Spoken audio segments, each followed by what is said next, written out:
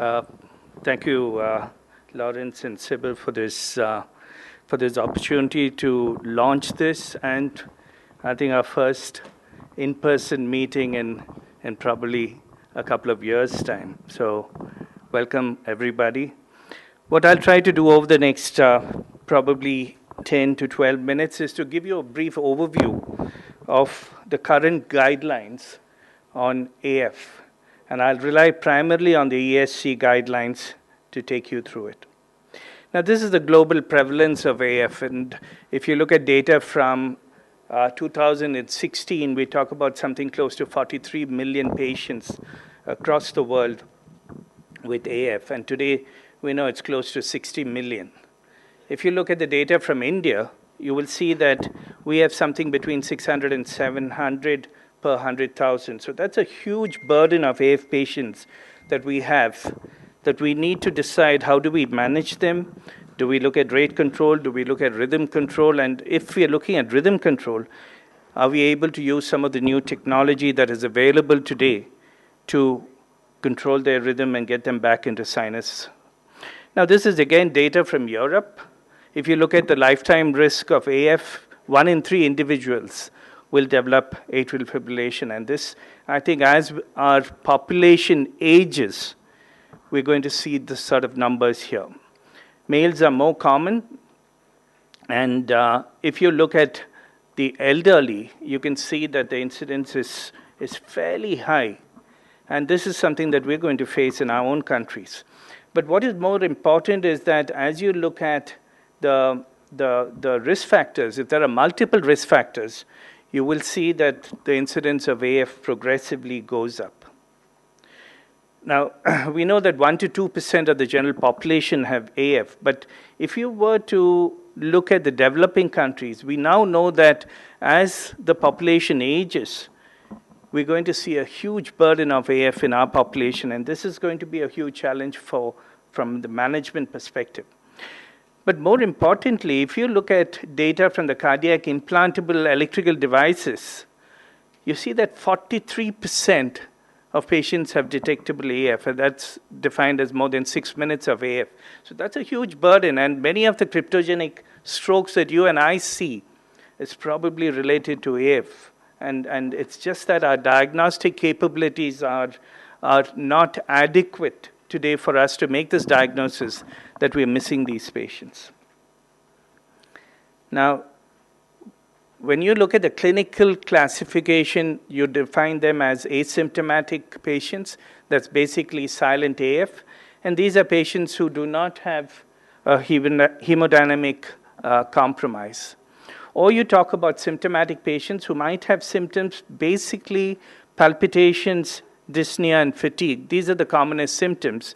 And they could be hemodynamically stable, but you do know that there are patients who become hemodynamically unstable, particularly those with LV dysfunction or patients with critical coronary disease. When they get into AF with a fast ventricular rate, you will find that many of these patients become critically ill.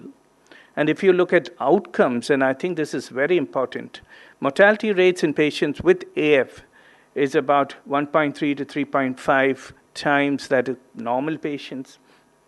Stroke, I think this is the biggest worry for all of us when we have patients with AF. The decision whether to anticoagulate or not these patients, because stroke, I think, is one of the worst things that you could have in a patient with AF. Patients presenting with heart failure, again, LV dysfunction patients, you suddenly find them decompensating when they flip into AF. And one of the things that many of us do not know or do not take adequate care to investigate is those who come to us with cognitive disorders, those who come with what we call as dementia. And many of these patients are probably patients who have AF, either microemboli or cerebral hypoperfusion resulting in this. And knowing that the sort of incidence of AF in the general population, I think these are things that we need to keep in mind. Depression, quality of life, I think these are important things that we need to remember when a patient comes to us saying, I'm fatigued. Are these patients in intermittent or persistent AF? And these are things that we need to clearly look at. In terms of diagnosis, I think it's important for us. This is basically an ECG diagnosis that you make, where you have an irregular RR interval and absence of a distinct P wave, resulting in an irregular atrial activation. Clinically, you would divide them into symptomatic and asymptomatic AFs. And these are the definitions. When you have a patient that you diagnose first with AF, you diagnose it, you call it first diagnosed AF. You don't know at this stage whether it's paroxysmal, whether it's a persistent, or it's a long-standing persistent AF. An AF which either self-terminates or is terminated by drugs within 7 days, you would define that as paroxysmal. Persistent is up to 1 year, and long-standing persistent is beyond 1 year. Now, we often have this diagnosis of permanent AF, and I think this we need to remember is a terminology that is a therapeutic attitude of both the patient and the caregiver, that we're going to accept this AF as permanent, and we're only looking at rate control, we're not looking at rhythm control. But again, we do know that today, if for a GP or for a general cardiologist, it might be a permanent AF, but if he sees a electrophysiologist, maybe he would look at rhythm control in that particular patient, and then you need to actually reclassify them as long-standing persistent, because he might want to attempt to convert this patient back into sinus rhythm for whatever reason. I think some of the terminologies that are not used, lone AF, we know that many of these patients have multiple underlying reasons for going into AF. Valvular, non-valvular AF is a terminology that is the ESC feels should not be used, though I think that it's still a very useful definition, because once you say valvular AF, particularly if it's a patient who's had a valve replacement or a mild or a moderate to severe mitral stenosis, it at least tells us that this is a patient who should be on warfarin or acetylene rather than on a NOAC. And I still would feel that this is an important definition that should still be retained. If you look at the risk factors, there are multiple risk factors which are non-modifiable: age, genetics, ethnicity, and male sex. But there are multiple other risk factors that you need to look at. And this is important whether you're doing a rate control or a rhythm control, in order to make sure that these patients long-term are able to stay in whatever either controlled rate or in rhythm. It's important to make sure that these risk factors are also taken care of and they are treated. Now, one of the ways that the AAC now talks about looking at AF is what is called a structured characterization of AF. And this is the 4 S that it talks about. And this is important for us clinically. The first is the stroke risk. How does one say that a particular patient has a high or a low stroke risk? And this is by using the CHA2DS2-VASc score. And I think one can classify the stroke risk. The second is to look at the symptom severity, and we define that as asymptomatic or symptomatic. So that's a second important characteristic. The third is the severity of what you would call the AF burden. And this could be a temporal pattern in terms of the definition that we just used, paroxysmal, persistent, or permanent. Or it could look at the AF burden in terms of number of minutes or number of hours per hour, depending on what you use for measuring. And finally, looking at the substrate severity, and here you would look at both the risk factors as well as atrial disease to determine whether this is a patient worth trying to get him back into a normal rhythm.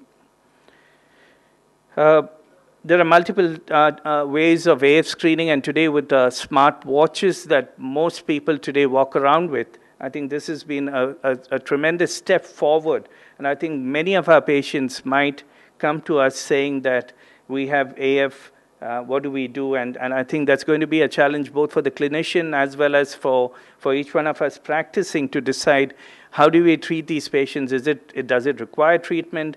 But clearly, this is going to be a new population that's going to appear before us with either symptoms or no symptoms, but telling us that here is my watch and this is what it shows.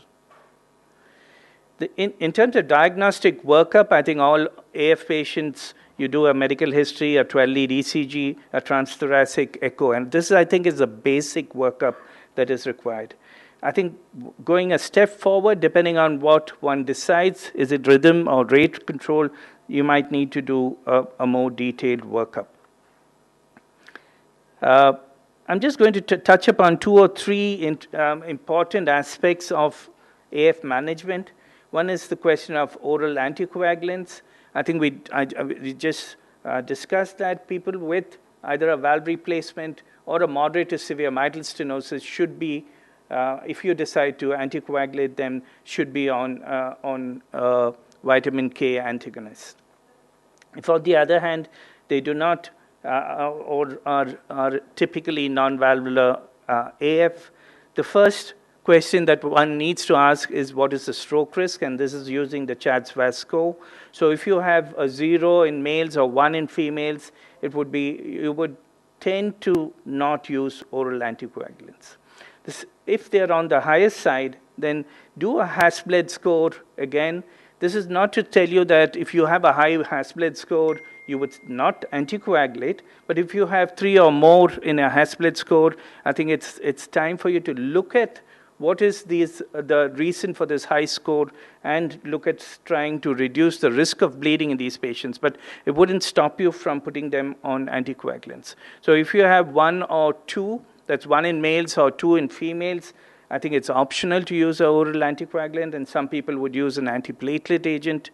But if it's more than that, that's 1 or more than 1 or more than 2 in women, there is a clear indication to use a NOAC in these patients.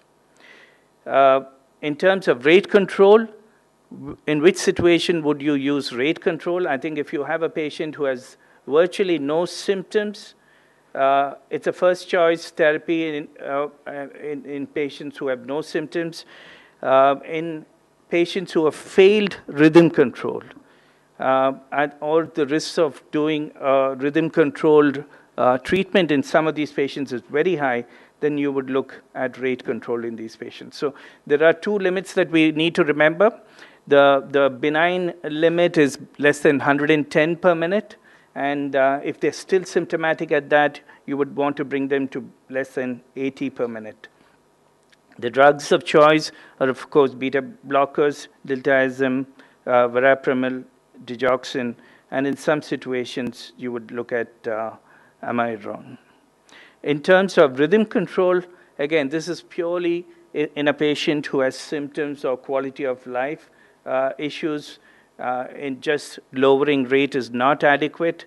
Again, I think if symptoms are present and you think the symptoms are related to AF, then I think you need to do a workup to decide, is this going to be a successful conversion, and are these patients going to remain in sinus rhythm long term? And many of these are the younger age group. If it's a first history or there's already a very short history, the left atrial size is small, you've treated all the other risk factors. There are multiple factors that would tell you that, yes, this particular patient has a high chance of coming back into sinus rhythm and staying in sinus rhythm. And those are the patients that should be targeted to get them into sinus rhythm. A word about cardioversion. If a patient is unstable, clearly you would cardiovert immediately. If a patient is stable, if he's already on oral anticoagulant, then it's safe to either do medical or electrical cardioversion. If the AF is more than 48 hours, then you would need, if possible, to anticoagulate them for 3 weeks before cardioverting them. And if it's urgent enough to do it early, then a TE is required to make sure that there is no LA appendage clots before doing a cardioversion.